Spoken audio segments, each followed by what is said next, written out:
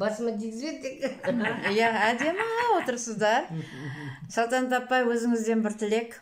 Мына бүгін Түркістаннан бүгінгі келген қадамдарыңыз құт болсын. Мына өзіміздің бренд кепка, бас киім. Бас киім ең сыйлықтың үлкені. Бас киімнен кейін кітап десе ма? Бүгін жадемі жыркесінде болдық.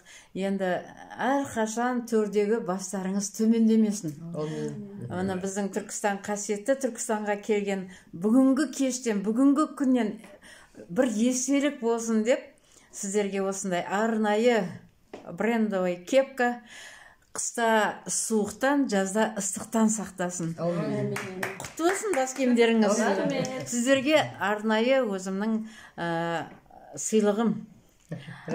Түркістанда қазір бренд осы кепкалар жасалынады, футболкалар жасалынады. Ол сатылымда да бар.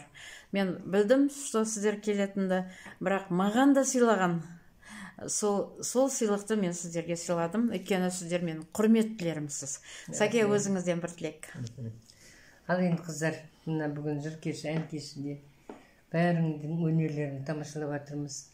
Қайсың болса-да талантсыңдар.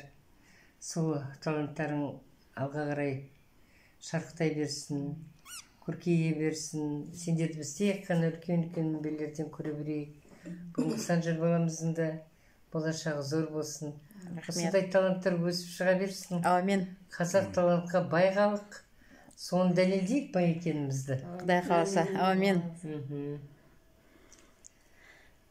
Айтқаныңыз келсін, керемет.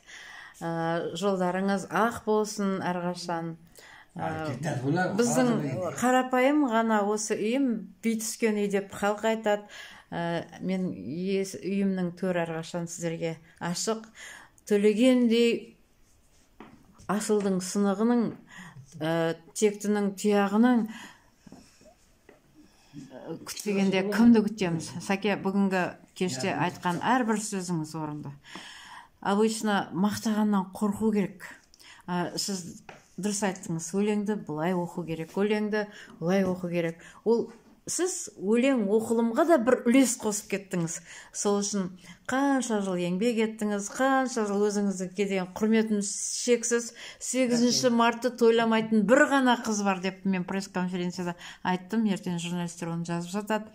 Құдай қаласа, сыйластығымыз, достығымыз арта берсін. Мен өте қуаныштымын. Сіздермен осындай